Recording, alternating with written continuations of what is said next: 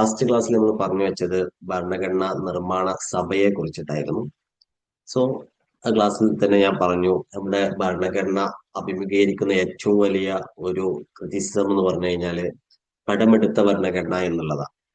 So അങ്ങനെ ഒരു വിമർശനം വരാനുള്ള പ്രധാനപ്പെട്ട കാരണം ഇന്ത്യൻ കോൺസ്റ്റിറ്റ്യൂഷന്റെ പല ഭാഗങ്ങളും അല്ലെങ്കിൽ പല ഒബ്ജക്റ്റുകളും ലോകത്തിന്റെ വ്യത്യസ്ത ഭാഗങ്ങളിൽ നിന്നുള്ള ഭരണഘടനകളിൽ നിന്ന് കടമെടുത്തിട്ടുള്ളത് കൊണ്ടാണ്.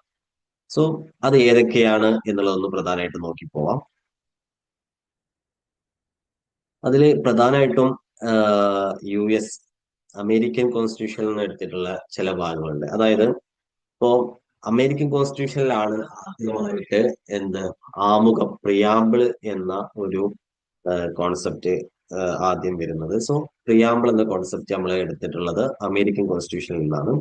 അതേപോലെ ഫണ്ടമെന്റൽ റൈറ്റ്സ്, ഇതിലുള്ള എല്ലാതും പഠിച്ചു പോകണ്ട, ഇമ്പോർട്ടന്റ് ആയിട്ടുള്ള കാര്യം ഞാൻ പറഞ്ഞു. ഒന്ന് പ്രിയാമ്പിള്, ഫണ്ടമെന്റൽ റൈറ്റ്സ് നോക്കുക, പിന്നെ ഇലക്ട്രൽ കോളേജ് നോക്കുക, അതിനുശേഷം ജുഡീഷ്യൽ റിവ്യൂ, പിന്നെ president as A supreme commander of armed force, ഇത്രയും കാര്യങ്ങൾ ഒന്ന് ജസ്റ്റ് US കൂടെ പഠിച്ചു പോവുക. ദെൻ ബ്രിട്ടീഷ് ബ്രിട്ടീഷ് കോൺസ്റ്റിറ്റ്യൂഷനിൽ നിന്ന് എടുത്തിട്ടുള്ളത് ഏതൊക്കെയാന്ന് നോക്കിക്കഴിഞ്ഞാൽ നമുക്കറിയാം ലോകത്തിലെ ഏറ്റവും ചെറിയ എഴുതപ്പെട്ട ഭരണഘടനയാണ് US. ലോകത്തിലെ അൺറിട്ടൺ കോൺസ്റ്റിറ്റ്യൂഷനിൽ പെട്ട ഒന്നാണ് ബ്രിട്ടൻ കോൺസ്റ്റിറ്റ്യൂഷൻ എന്ന് പറയപ്പെടുന്നത്. സോ അവിടെ നിന്നാണ് നമ്മൾ parliament form of the government എടുത്തിട്ടുള്ളത്. അതേപോലെ സിംഗിൾ സിറ്റിസൺഷിപ്പും ബ്രിട്ടീഷ് കോൺസ്റ്റിറ്റ്യൂഷനിൽ നിന്നാണ് എടുത്തിട്ടുള്ളത്. പിന്നെ rule of law, the idea of rule of law, ഇതെന്താന്നൊക്കെ വരുന്ന ക്ലാസ്സുകളിൽ ആർട്ടിക്കിൾസ് ഫണ്ടമെന്റൽ റൈറ്റ്സ് ഒക്കെ പറയുന്ന സമയത്ത് ഡീറ്റെയിൽ ആയിട്ട് നമുക്ക് പറഞ്ഞു പോകേണ്ട കാര്യങ്ങളാണ്. അപ്പൊ ജസ്റ്റ് ഇതൊക്കെ നോക്കി മനപ്പാടാക്കുന്നതിന് വേണ്ടിയിട്ട് ബ്രിട്ടീഷ് കോൺസ്റ്റിറ്റ്യൂഷന്റെ കൂടെ പഠിച്ചു വെക്കേണ്ടത് parliamentary form of the government, single citizenship, അതേപോലെ institution of speaker and his role, പിന്നെ പ്രൊസീജിയർ എസ്റ്റാബ്ലിഷ്ഡ് ബൈ ലോ, ഇത്രയും കാര്യങ്ങൾ. അതേപോലെ റൂൾ ഓഫ് ലോ പറഞ്ഞത്. സോ ഇതാണ് ബ്രിട്ടീഷ് കോൺസ്റ്റിറ്റ്യൂഷനെ കൂടെ നോക്കി പോകേണ്ടത്. പിന്നെ കാനഡയിൽ നിന്ന് എടുത്തുള്ളത് കോസി ഫെഡറൽ സിസ്റ്റം, അതായത് federal system which strong central government. നമ്മുടെ ഇന്ത്യൻ ഭരണഘടന അല്ലെങ്കിൽ ഇന്ത്യൻ ഭരണഘടന വിഭാവനം ചെയ്യുന്ന ഒരു ഗവൺമെന്റ് എന്ന് പറഞ്ഞു കഴിഞ്ഞാൽ കോസി ഫെഡറൽ സ്ട്രക്ചർ ആണ്. അതായത് പക്ക ഫെഡറൽ സ്ട്രക്ചർ അല്ല. അതായത് ഫെഡറൽ സ്ട്രക്ചർ എന്ന് പറയുമ്പോൾ പവർ ഡിസ്ട്രിബ്യൂട്ട് ചെയ്ത് കൊടുക്കുകയാണ്, സെൻട്രലിനും സ്റ്റേറ്റിനായിട്ട് ഈക്വൽ ആയിട്ട് ഡിവൈഡ് ചെയ്ത് കൊടുക്കുകയാണ് ചെയ്യാം. ഇവിടെ എങ്ങനെയാണ് വരുന്നത്? സെൻട്രലിനാണ് സ്ട്രോങ് ആയിട്ടുള്ള പവർ ഉണ്ടായിരിക്കാം, അതിന് കീഴിലായിരിക്കും സ്റ്റേറ്റ് വരിക. സോ അത്തരത്തിലുള്ള ഒരു ഫെഡറൽ സ്ട്രക്ചർ നമ്മൾ എടുത്തിട്ടുള്ളത് കാനഡയിൽ നിന്നാണ്. സോ അതാണ് അതിൽ പ്രധാനമായിട്ട് നോക്കേണ്ടത്. പിന്നെ distribution of power between central government and state government. Residual powers, അതായത് റെസിജ്വൽ പവർ എന്ന് പറഞ്ഞു കഴിഞ്ഞാൽ ഇപ്പോ നമുക്കറിയാം നമ്മുടെ ഭരണഘടന എന്ത് ചെയ്തിട്ടുണ്ട്, പവർ മൂന്നായിട്ട് ഡിവൈഡ് ചെയ്ത് കൊടുത്തിട്ടുണ്ട്. Union power, union list, state list, concurrent list എന്നിങ്ങനെ മൂന്നായിട്ട് ഡിവൈഡ് ചെയ്ത് കൊടുത്തിട്ടുണ്ട്. സോ ഈ മൂന്ന് ലിസ്റ്റിലും പെടാത്ത ഏതെങ്കിലും, ഇപ്പം യൂണിയൻ ലിസ്റ്റിൽ വരുന്ന ഒരു മാറ്റർ ആണെങ്കിൽ സ്വാഭാവികമായിട്ടും യൂണിയൻ ഗവൺമെന്റിനായിരിക്കും അതില് നിയമം ഉണ്ടാക്കാനുള്ള അധികാരം ഉണ്ടായിരിക്കാം. സ്റ്റേറ്റിൽ ലിസ്റ്റ് വരുന്ന മാറ്റേഴ്സ് ആണെന്നെങ്കിൽ സ്റ്റേറ്റ് ഗവൺമെന്റിനായിരിക്കും. ഈ കൺകറന്റ് ലിസ്റ്റിൽ വരുന്നതാണെന്നുണ്ടെങ്കിൽ ബോത്ത് പാർട്ടീസ്, സ്റ്റേറ്റിനും സെൻട്രലിനും എന്ത് ചെയ്യാം. ഇനി ഇതിലൊന്നും പെടാത്ത ഒരു മാറ്റർ വരികയാണെന്നുണ്ടെങ്കിൽ അതാണ് റെസിജ്വൽ പവേഴ്സ്. സോ സ്വാഭാവികമായിട്ടും അത് സെൻട്രലിനാണ് എന്തുണ്ടാവുക, പവർ ഉണ്ടായിരിക്കും. സോ ആ ഒരു മാറ്റർ നമ്മൾ എടുത്തിട്ടുള്ളത് കാനഡയിൽ നിന്നാണ്. ദെൻ ഐറിഷ് കോൺസ്റ്റിറ്റ്യൂഷൻ നമ്മൾ എടുത്തിട്ടുള്ള DPSP. അതേപോലെ രാജ്യസഭാ മെമ്പേഴ്സിനെ നോമിനേറ്റ് ചെയ്യപ്പെടുന്നത് 12 മെമ്പേഴ്സിനെയാണ് നമ്മൾ എന്ത് ചെയ്യുക, 12 മെമ്പേഴ്സിനെയാണ് നമ്മൾ നോമിനേറ്റ് ചെയ്യുക. പ്രധാനമായിട്ടും ആർട്ട്, അതേപോലെ literature, then science, social service, ഈ ഒരു 4 മേഖലകളിൽ നിന്നാണ് നമ്മൾ 12 മെമ്പേഴ്സിനെ നോമിനേറ്റ് ചെയ്യുക. DPSP നമ്മൾ എടുത്തിട്ടുള്ളത് ഐറിഷ് ഭരണഘടനയിൽ നിന്നാണ്. സോ അതെന്താണെന്നുള്ള നമ്മൾ അടുത്ത ക്ലാസ്സുകൾ പഠിക്കും. ഞാൻ ജസ്റ്റ് പറയുകയാണെന്നുണ്ടെങ്കിൽ DPSPയിൽ ഒരുപാട് മാറ്റേഴ്സ് കൊടുത്തിട്ടുണ്ട്. സോ അതൊന്നും നമുക്ക് ഗവൺമെന്റ് ചെയ്തു തന്നില്ല എന്ന് പറഞ്ഞ് കോടതിയിൽ പോയി കണ്ട് നേടിയെടുക്കാൻ സാധിക്കാത്ത കാര്യങ്ങളാണ്. അതായത് ഗവൺമെന്റുകൾ, വരുന്ന കാലഘട്ടത്തിലെ ഗവൺമെന്റുകൾ അവർ ലോ മേക്ക് ചെയ്യപ്പെടുമ്പോൾ സ്വാഭാവികമായും മനസ്സിൽ കരുതി വെക്കേണ്ട കാര്യങ്ങൾ ലിസ്റ്റ് ചെയ്തിട്ടുള്ളതാണ് DPSP എന്നുകൊണ്ട് ഉദ്ദേശിക്കുന്നത്. അത് സ്റ്റേറ്റ് ജനങ്ങൾക്ക് ചെയ്തു കൊടുക്കേണ്ട തത്വങ്ങളാണ് ഇതിൽ ഉൾപ്പെടുത്തിയിട്ടുള്ളത്. സോ ഡീറ്റെയിൽ ആയിട്ട് നമുക്ക് വരുന്ന ക്ലാസ്സുകളിൽ നോക്കാം. അതത് DPSP ക്ലാസ് ഒക്കെ ഉണ്ടായിരിക്കും. സോ ആ ക്ലാസ്സുകളിൽ നോക്കാം. ദെൻ ഫ്രഞ്ച് കോൺസ്റ്റിറ്റ്യൂഷൻ നമ്മൾ പ്രധാനമായിട്ട് എടുത്തിട്ടുള്ളത് ലിബർട്ടി, ഇക്വാലിറ്റി ആൻഡ് ഫ്രറ്റേണിറ്റി. പ്രിയാമ്പിളില് ഈ മൂന്ന് വേർഡും നമ്മൾ കൊണ്ടുവന്നിട്ടുള്ളത് ഫ്രഞ്ച് കോൺസ്റ്റിറ്റ്യൂഷനിൽ നിന്നാണ്. ദെൻ ഓസ്ട്രേലിയയിൽ നിന്നാണ് നമ്മൾ കൺകറന്റ് ലിസ്റ്റ് എടുത്തിട്ടുള്ളത്. സോ ബാക്കിയുള്ളതൊക്കെ ജസ്റ്റ് നോക്കിയാൽ മതി. പ്രധാനമായിട്ടും ഞാൻ ഈ പറഞ്ഞിട്ടുള്ള കാര്യങ്ങൾ നോക്കിയാൽ മതി കേട്ടോ. കൺകറന്റ് ലിസ്റ്റ് എടുത്തിട്ടുള്ള ഓസ്ട്രേലിയൻ കോൺസ്റ്റിറ്റ്യൂഷനിൽ നിന്നാണ്. USSR നമ്മൾ കൊണ്ടുവന്നിട്ടുള്ളത് ആർട്ടിക്കിൾ 51A, അതായത് ഫണ്ടമെന്റൽ ഡ്യൂട്ടീസ് നമ്മൾ കടമെടുത്തിട്ടുള്ളത്. ദെൻ സൗത്ത് ആഫ്രിക്കയിൽ നിന്നാണ് നമ്മൾ അമെന്റ്മെന്റിന്റെ പ്രൊസീജിയർ എടുത്തിട്ടുള്ളത്. അതേപോലെ രാജ്യസഭാ മെമ്പേഴ്സിന്റെ എലക്ഷനും എടുത്തിട്ടുള്ളത്. ദെൻ ജർമ്മനിയിൽ നിന്നാണ് നമ്മൾ എന്തെടുത്തിട്ടുള്ളത്? Emergency power enjoyed by a union. അതായത് എമർജൻസി സമയത്ത്, അതായത് അടിയന്തരാവസ്ഥ പ്രഖ്യാപിക്കുന്ന സമയത്ത് ഫണ്ടമെന്റൽ റൈറ്റ്സുകൾ സസ്പെൻഡ് ചെയ്യും. ഈ ഒരു സാധനം എടുത്തിട്ടുള്ളത് ജർമ്മൻ കോൺസ്റ്റിറ്റ്യൂഷനിൽ നിന്നാണ്. പക്ഷെ എമർജൻസി പ്രൊവിഷൻ നമ്മൾ എടുത്തിട്ടുള്ളത് എവിടെ നിന്നാണ്? 1935 ഗവൺമെന്റ് ഓഫ് ഇന്ത്യ ആക്ടിൽ നിന്ന്. സോ അതുകൊണ്ട് അങ്ങോട്ട് മാറരുത് കേട്ടോ. റഷ്യ നമ്മൾ പറഞ്ഞു ഡ്യൂട്ടീസ്. ദെൻ ജപ്പാനിൽ നിന്നാണ് പ്രൊസീജിയർ എസ്റ്റാബ്ലിഷ്ഡ് ബൈ ലോ എടുത്തിട്ടുള്ളത്. സോ നമ്മൾ ഏറ്റവും കൂടുതൽ കോൺസ്റ്റിറ്റ്യൂഷനിലേക്ക് കാര്യങ്ങൾ എടുത്തിട്ടുള്ളത് 1935 ഗവൺമെന്റ് ഓഫ് ഇന്ത്യ ആക്ടിൽ നിന്ന് തന്നെയാണ്. അവിടെ നിന്നാണ് നമ്മൾ പ്രധാനമായിട്ടും കേരളത്തിലെ എമർജൻസി പ്രൊവിഷൻസ് ആണ് നമ്മൾ നോക്കേണ്ടത് കേട്ടോ. പിന്നെ ഗവർണറുടെ ഓഫീസ്, ഇത്രയും കാര്യങ്ങളാണ് സോഴ്സസ് നമ്മൾ പ്രധാനമായിട്ടും നോക്കി പോകേണ്ടത്. ഇനി അതിന്റെ കൂടെ തന്നെ ഈ ഒരു കാര്യം കൂടെ പറഞ്ഞു വെച്ച് തരാം. നമ്മുടെ ഭരണഘടന അഭിമുഖീകരിക്കുന്ന അല്ലെങ്കിൽ ഭരണഘടനാ നിർമ്മാണ സഭ അഭിമുഖീകരിച്ച പ്രധാനപ്പെട്ട വിമർശനം ഒന്ന്, ജനങ്ങളിൽ നിന്ന് നേരിട്ട് തെരഞ്ഞെടുത്ത ആൾക്കാരെല്ലാം മെമ്പേഴ്സ് എന്നുള്ള കഴിഞ്ഞ ക്ലാസ്സിൽ പറഞ്ഞു. പിന്നെ കോൺഗ്രസ് ഡോമിനേറ്റഡ് ആയിരുന്നു എന്നുള്ളതും പറഞ്ഞു. ഇത് ലോങ് ടൈം എടുത്തു, 2 വർഷക്കാലത്തോളം എടുത്തു എന്ന് ഞാൻ പറഞ്ഞല്ലോ. സോ അതാണ്. പിന്നെ കോൺസ്റ്റിറ്റ്യൂഷൻ അഭിമുഖീകരിക്കുന്ന ഏറ്റവും വലിയ വിമർശനം എന്ന് പറഞ്ഞാൽ ഞാൻ നേരത്തെ പറഞ്ഞതാണ്, ബോറോഡ് കോൺസ്റ്റിറ്റ്യൂഷൻ എന്നുള്ളതാണ്, കടമെടുത്ത ഭരണഘടന എന്നുള്ളതാണ്.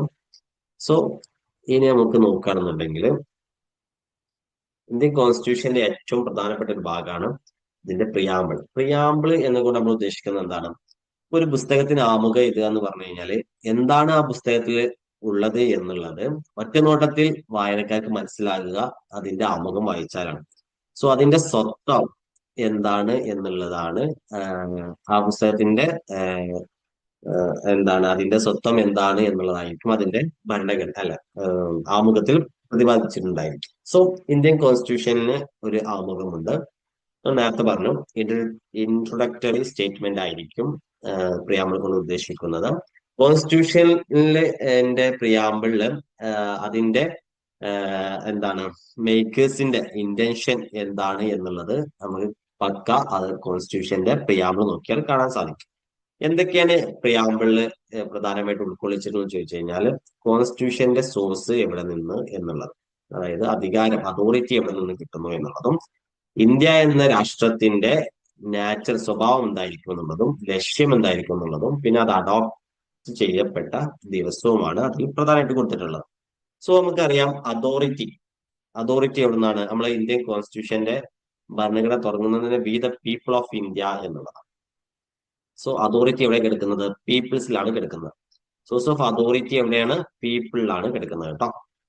പിന്നെ അതിന്റെ സ്വഭാവം, ആ ഒരു ഇന്ത്യൻ കോൺസ്റ്റിറ്റ്യൂഷന്റെ ഇന്ത്യ എന്ന രാഷ്ട്രത്തിന്റെ സ്വഭാവം എന്തായിരിക്കണം എന്നുള്ളതാണ് ഈ പറഞ്ഞിട്ടുള്ളത്. സോ ഇത് പ്രധാനമായിട്ടും നോക്കി വെക്കണം. Sovereign, socialist, secular, democratic, republic എന്നാണ്. സോ ഇത് ഇതേപോലെ തന്നെ പഠിച്ചു വെക്കാം. അതായത് socialist, sovereign, secular, democratic, republic എന്ന് പറഞ്ഞാൽ തെറ്റാണ്. അങ്ങനെയൊക്കെ തിരിച്ചും മറിച്ചൊക്കെ ആയിരിക്കും പലപ്പോഴും അതിന്റെ ഓപ്ഷൻസുകൾ ഉണ്ടായിരിക്കാം. സോ ഇത് പക്ക നോക്കി വെക്കാം. Sovereign, socialist, secular. എന്നുള്ള കാര്യം ഇത് അതേപോലെ പഠിച്ചു വെക്കാന്നുള്ളതാണ്. സോവറിൻ കൊണ്ട് എന്താ ഉദ്ദേശിക്കുന്നത്? പരമാധികാരാണ്. അതായത് ഇപ്പോ ഒരു രാഷ്ട്രം അതിന് പരമാധികാരം എപ്പോഴാണ് കിട്ടുക? മറ്റൊരു രാഷ്ട്രം അതിന്റെ മേലിൽ ഡൊമിനേഷൻ കൊണ്ടുവരുമ്പോൾ അതിന് പരമാധികാരം കിട്ടുമോ? ഇല്ല. സോ അത് തന്നെയാണ് എക്സ്റ്റേണൽ പവേഴ്സ് നമ്മൾ എന്ത് ചെയ്യാതിരിക്കുക, ഡൊമിനേറ്റ് ചെയ്യപ്പെടാതിരിക്കുക. അത് തന്നെയാണ് സോവറിനിറ്റി കൊണ്ട് ഉദ്ദേശിക്കുന്നത്. രണ്ടാമത് സോഷ്യലിസ്റ്റ് ആണ്. സോഷ്യലിസ്റ്റ് കൊണ്ട് ഉദ്ദേശിക്കുന്നത് എന്താ വെച്ച് കഴിഞ്ഞാല് ഇവിടെ നമ്മൾ മിക്സ്ഡ് എക്കോണമി എന്നുള്ള സാധനം ഒന്ന് ആലോചിച്ചാൽ മതി. അതായത് നമ്മുടെ ഭരണഘടന വിഭാവനം ചെയ്യുന്നത് എന്തിനാണ്? പബ്ലിക്കിനായിരിക്കും. പബ്ലിക് ഓണർഷിപ്പ് ആയിരിക്കും കൂടുതലായിട്ട് ഉണ്ടായിരിക്കാം, പ്രൈവറ്റ് കുറവായിരിക്കും. ഇത് പബ്ലിക് മാത്രമല്ല പ്രൈവറ്റ് മാത്രമല്ല, ഇത് രണ്ടും കൂടി കൂടിയിട്ടുള്ളതായിരിക്കും നമ്മുടെ എക്കോണമി ഉണ്ടായിരിക്കുക എന്നുള്ളതാണ്. ദെൻ അത് 42-ലെ അമെന്റ്മെന്റിലൂടെയാണ് കൊണ്ടുവന്നിട്ടുള്ളത്. അത് 1976-ലെ 42-ാം അമെന്റ്മെന്റിലൂടെയാണ് കൊണ്ടുവന്നിട്ടുള്ളത് എന്നുള്ള കാര്യം ഓർത്തു വെക്കാം. സോ 42-ാമത്തെ അമെന്റ്മെന്റ് 1976 എന്ന് പറയുമ്പോൾ ഒന്ന് ആലോചിച്ച് നോക്കൂ, എമർജൻസി അടിയന്തരാവസ്ഥ കാലഘട്ടത്തിലാണ് അത് വന്നിട്ടുള്ളത്. ഇന്ദിരാഗാന്ധി ആയിരുന്നു പ്രധാനമന്ത്രി. 42-ാമത്തെ കോൺസ്റ്റിറ്റ്യൂഷൻ അമെന്റ്മെന്റിനെ മിനി കോൺസ്റ്റിറ്റ്യൂഷൻ എന്നറിയപ്പെടുന്നുണ്ട്. സോ അത് അമെന്റ്മെന്റ് ക്ലാസ്സിൽ ഡീറ്റെയിൽ ആയിട്ട് പറയാം. സോ സെക്യുലർ, അടുത്തത് ഏതാ? Secular, equal respect to all religion. അതും 42-ാമത്തെ അമെന്റ്മെന്റിലാണ് കൊണ്ടുവന്നിട്ടുള്ളത്. ഓക്കെ, അപ്പൊ സോഷ്യലിസ്റ്റ് എന്ന വേർഡും സെക്യുലർ എന്ന വേർഡും 42-ാമത്തെ അമെന്റ്മെന്റിലൂടെയാണ് കൊണ്ടുവന്നിട്ടുള്ളത്. ദെൻ ഡെമോക്രാറ്റിക് ആയിരിക്കണം, അതായത് എലക്റ്റഡ് ബൈ ദ പീപ്പിൾ ആണ്, government elected by the people. പിന്നെ റിപ്പബ്ലിക് ആയിരിക്കണം. റിപ്പബ്ലിക് ഉദ്ദേശിക്കുന്നത് എന്താണ്? സ്റ്റേറ്റിന് എലക്ട് ചെയ്യപ്പെട്ട ഒരു ഹെഡ് ഉണ്ടായിരിക്കണം, അതായത് പ്രസിഡന്റ് ആണ് നമ്മുടെ സ്റ്റേറ്റിന്റെ ഹെഡ്. എക്സിക്യൂട്ടീവ് ഹെഡ് എന്ന് പറയപ്പെടുന്നത്, അല്ലെങ്കിൽ സ്റ്റേറ്റിന്റെ ഹെഡ് എന്ന് പറയപ്പെടുന്നത് ആരാണ്? പ്രസിഡന്റ് ആണ് കേട്ടോ. സോ അദ്ദേഹം ശരിക്കും ഒരു റബ്ബർ സ്റ്റാമ്പാണ് എന്നൊക്കെ വേണമെങ്കിൽ പറയാം. അതൊരു വിമർശനമാണ്. ഒരു നോമിനൽ ഹെഡ് ആയിട്ടാണ് മാത്രമാണ് പ്രസിഡന്റ് ഉള്ളത്. സോ നമ്മൾ പാർലമെന്ററി ഭാഗത്തിൽ അല്ലെങ്കിൽ എക്സിക്യൂട്ടീവിന്റെ ഭാഗത്തിലൊക്കെ ഡീറ്റെയിൽ ആയിട്ട് പറയും. പ്രധാനമായിട്ടുള്ള ഒബ്ജക്റ്റീവ്സ് ഏതൊക്കെയാണെന്ന് ചോദിച്ചു കഴിഞ്ഞാല് ഒന്ന് ജസ്റ്റിസ് ആണ്, നീതി. നീതി നമ്മള് ഭരണഘടന ജനങ്ങൾക്ക് കൊടുക്കുന്നത് ഫണ്ടമെന്റൽ റൈറ്റ്സിലൂടെയും ഡയറക്റ്റീവ് പ്രിൻസിപ്പിൾസ് ഓഫ് സ്റ്റേറ്റ് പോളിസിയിലൂടെയൊക്കെയാണ്. സോ അത് നമ്മൾ വരുന്ന ക്ലാസ്സുകളിൽ പറയും. ദെൻ ഏതൊക്കെ തരത്തിലുള്ള ജസ്റ്റിസ് ആണ് കൊടുക്കുന്നത്? സോഷ്യൽ ജസ്റ്റിസ് ഉണ്ട്, എക്കണോമിക് ജസ്റ്റിസ് ഉണ്ട്, പൊളിറ്റിക്കൽ ജസ്റ്റിസ് ഉണ്ട്. സോഷ്യൽ ജസ്റ്റിസ് എന്താണ്? ഒന്നുമില്ല, ഈക്വൽ ആയിട്ടുള്ള ട്രീറ്റ്മെന്റ് കൊടുക്കുക വിത്തൗട്ട് ഡിസ്ക്രിമിനേഷൻ. ഏത്? കാസ്റ്റ്, ജെൻഡർ, റിലീജിയൻ, അതേപോലെ റൈസ്, ബർത്ത് ഓഫ് പ്ലേസ് തുടങ്ങിയിട്ടുള്ള ഒരു വിവേചനത്തിന്റെ അടിസ്ഥാനത്തിലില്ലാതെ എന്ത് കൊടുക്കുക? ഈക്വൽ ട്രീറ്റ്മെന്റ് കൊടുക്കുക എന്നുള്ളതായിരിക്കണം. അത് എക്കണോമിക് മേഖലയിൽ കൊടുക്കുന്നതിനാണ് എക്കണോമിക് ജസ്റ്റിസ് കൊണ്ടും, പൊളിറ്റിക്കൽ മേഖല പൊളിറ്റിക്കൽ ജസ്റ്റിസ് കൊണ്ടും ഉദ്ദേശിക്കുന്നത്. സോ ഒന്നാമത്തെ ഒബ്ജക്റ്റീവ് എന്താണ്? ജസ്റ്റിസ് എന്നുള്ളതാണ്. രണ്ടാമത്തത് ഇക്വാലിറ്റി ആണ്. ഇവിടെ എന്താ വെച്ച് കഴിഞ്ഞാല് equal opportunity for everything without any discrimination എന്നുള്ളതാണ് ഇവിടെ ഉദ്ദേശിക്കുന്നത്. ദെൻ ലിബർട്ടി ആണ്. ലിബർട്ടി ഫ്രീഡം ആണ്. ദെൻ ഫ്രറ്റേണിറ്റി, ബ്രദർഹുഡ് ആണ് ഉദ്ദേശിക്കുന്നത്. സോ അങ്ങനെ ഡീറ്റെയിൽ ആയിട്ട് പോകണ്ട, എക്സാം പോയിന്റ് ഓഫ് വ്യൂല് മാത്രം നോക്കിയാൽ മതി. ഇവിടെ പ്രധാനമായിട്ടും പഠിക്കേണ്ട സാധനം ഒന്ന് എന്താണ്? അമേരിക്കൻ ഭരണഘടനയിൽ നിന്നാണ് നമ്മൾ പ്രിയാമ്പിൾ എന്ന ഒരു കോൺസെപ്റ്റ് നമ്മൾ എടുക്കുന്നത്. അമേരിക്കൻ ഭരണഘടനയിലാണ് ആദ്യമായിട്ട് പ്രിയാമ്പിൾ എന്ന കോൺസെപ്റ്റ് കൊണ്ടുവരുന്നത്. നമ്മുടെ ഇന്ത്യൻ കോൺസ്റ്റിറ്റ്യൂഷനിലെ പ്രിയാമ്പിളിന്റെ ഒരു ഹിസ്റ്ററി നോക്കുകയാണെങ്കിൽ ഒബ്ജക്റ്റീവ് റെസൊല്യൂഷൻ ആണ്. നമ്മൾ കഴിഞ്ഞ ലാസ്റ്റ് ക്ലാസ്സിൽ പറഞ്ഞു. നെഹ്റു മൂവ് ചെയ്ത ഒബ്ജക്റ്റീവ് റെസൊല്യൂഷനിൽ നിന്നാണ്, അല്ലെങ്കിൽ അതാണ് ഈ നമ്മുടെ ഭരണഘടനയുടെ ഫൗണ്ടേഷൻ എന്ന് പറയുന്നത്. സോ US ആണ് ആദ്യമായിട്ട് പ്രിയാമ്പിൾ വരുന്നത്. പിന്നെ ഒബ്ജക്റ്റീവ് റെസൊല്യൂഷൻ നോക്കുക. ദെൻ പിന്നെ നോക്കേണ്ടത് നമ്മുടെ കോൺസ്റ്റിറ്റ്യൂഷൻ മൊത്തത്തിൽ മേക്ക് ചെയ്ത് കഴിഞ്ഞതിന് ശേഷം ലാസ്റ്റ് ആണ് നമ്മൾ പ്രിയാമ്പിൾ ആഡ് ചെയ്തിട്ടുണ്ടായിരുന്നത്. സോ അതൊന്ന് ഓർത്തു വെക്കാം. ദെൻ എന്താണ് പ്രധാനപ്പെട്ടുള്ള തത്വങ്ങൾ ഏതൊക്കെയാന്നുള്ളത് അതാണ് നമ്മൾ നേരത്തെ പറഞ്ഞത്. ഒന്ന് ഏത് സോഴ്സ് ഓഫ് അതോറിറ്റി എവിടുന്ന വരുന്നത് നോക്കണം, അത് പീപ്പിളിൽ നിന്നാണ്. പീപ്പിൾ.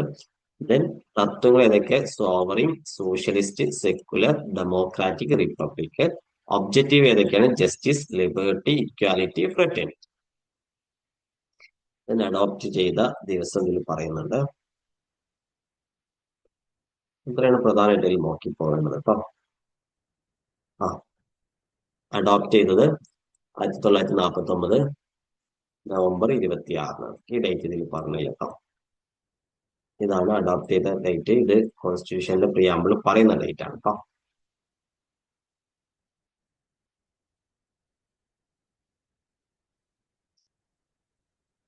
ഓക്കെ. ഇനി നമ്മുടെ പ്രിയാമ്പിള് ഞാൻ നേരത്തെ പറഞ്ഞു. ആ ഒറ്റ പ്രാവശ്യം മാത്രമേ പ്രിയാമ്പിൾ എന്ത് ചെയ്തിട്ടുള്ളൂ, അമെന്റ്മെന്റ് ചെയ്തിട്ടുള്ളൂ. അത് 1976 എമർജൻസി പീരീഡിലാണ്. ഇന്ദിരാഗാന്ധി ആയിരുന്നു പ്രധാനമന്ത്രി എന്ന് പറഞ്ഞു. 3 വേർഡാണ് ആഡ് ചെയ്തിട്ടുള്ളത്: സോഷ്യലിസ്റ്റ്, സെക്യുലർ, അതേപോലെ ഇന്റഗ്രിറ്റി കേട്ടോ. പിന്നെ പ്രിയാമ്പിൾ 2 കേസുകൾ ഇതിന്റെ കൂടെ നോക്കണം: കേശവാനന്ദ ഭാരതി കേസും അതേപോലെ ബറൂബറി കേസും. ഇവിടെ കേശവാനന്ദ ഭാരതി കേസിൽ ശേഷമാണ് എന്ത് ചെയ്തത്, ഈ അമെന്റ്മെന്റ് വരുന്നത്. അതായത് കോൺസ്റ്റിറ്റ്യൂഷന്റെ പാർട്ടാണ് പ്രിയാമ്പിള് എന്ന് പറഞ്ഞ കേസാണ്, അതായത് Kesavananda Bharati case. Preamble കോൺസ്റ്റിറ്റ്യൂഷന്റെ part അല്ല എന്ന് പറഞ്ഞ കേസാണ് ബറൂബറി കേസ്. ഓക്കെ. പാർട്ടാണ് എന്ന് പറഞ്ഞത് Kesavananda Bharati versus state of Kerala. Then Berubari കേസിലാണ് എന്ത് പറഞ്ഞത്, not part of the constitution. First വന്ന കേസ് ഇതാണ്, രണ്ടാമത് വന്ന കേസ് ഇതാണ് കേട്ടോ. കേശവാനന്ദ ഭാരതി കേസാണ് ഇതിനെ ഓവർറൂൾ ചെയ്തത്. ഓക്കെ. അപ്പൊ ഇത്രയാണ് ഇന്നത്തെ ഒരു ക്ലാസ്സിൽ നമുക്ക് നോക്കാനുള്ളത്.